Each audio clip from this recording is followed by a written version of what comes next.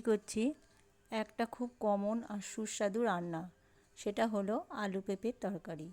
আমি প্রথমে একটু মুগের ডাল কড়াইয়ে কাঠখোলায় ভেজে নিচ্ছি, কোনো তেল দিইনি, শুধু কড়াইয়ের মধ্যে ডালটা দিয়ে দিয়েছি। এবার একটু হালকা লাল করে ভেজে নেব। আমার মুগের ডালটা প্রায় হালকা ভাজা হয়ে গেছে, তাই আমি তুলে নিচ্ছি একটা অন্য জায়গায়। একটু জল দিয়ে ভিজিয়ে রেখে দেবো, তাহলে তাড়াতাড়ি করে সেদ্ধ হয়ে যাবে। কড়াইয়ে তেল দিয়ে দিলাম, তেলের মধ্যে দিয়ে দিলাম গোটা জিরে আর একটা তেজপাতা।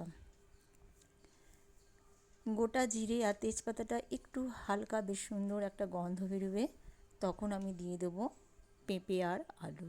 সেই জন্য আমি ওয়েট করছি যতক্ষণ না গন্ধটা বেরোয়। বেশ সুন্দর একটা গন্ধ বেরিয়ে গেছে, তেলটা হয়েও গেছে। এরপর দিয়ে দিলাম আমি আলুগুলো দিয়ে একটু নাড়াচাড়া করব হালকা করে।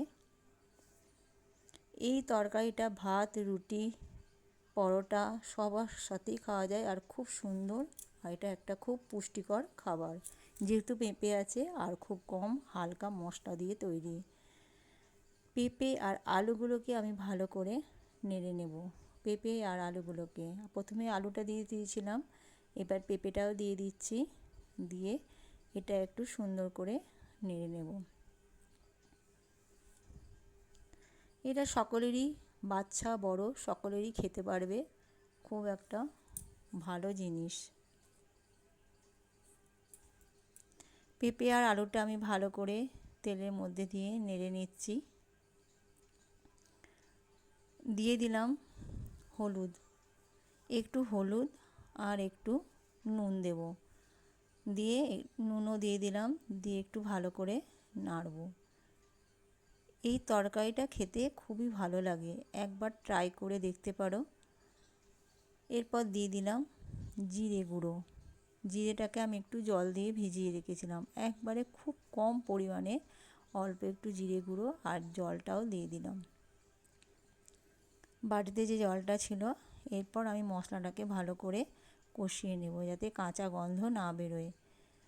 আর দিয়ে দিলাম যে ডালটা আমি ভেজে রেখেছিলাম মুগ ডাল, সেই মুগ ডালটাকেও দিয়ে দিলাম। আর একটা দিয়ে দিলাম কাঁচা লঙ্কা, একটু হালকা ঝালের জন্য, ওই জন্য আমি একটা লঙ্কাই দিলাম। এটা সম্পূর্ণ কিন্তু নিরামিষ। আমার পেঁপের তরকারিটা হয়ে গেছে, খুব সুন্দর করে কষিয়ে নিয়ে জল দিয়ে দিয়েছি।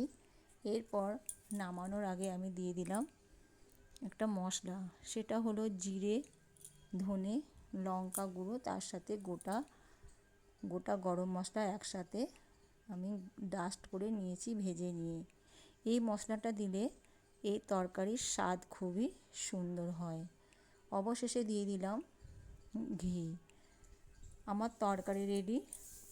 ভিডিওটি ভালো লাগলে একটা লাইক শেয়ার করুন, আর একটা লাইক করে দেবেন, আর কমেন্ট করবেন, আর সাবস্ক্রাইব করে দেবেন এই ভিডিওটাতে।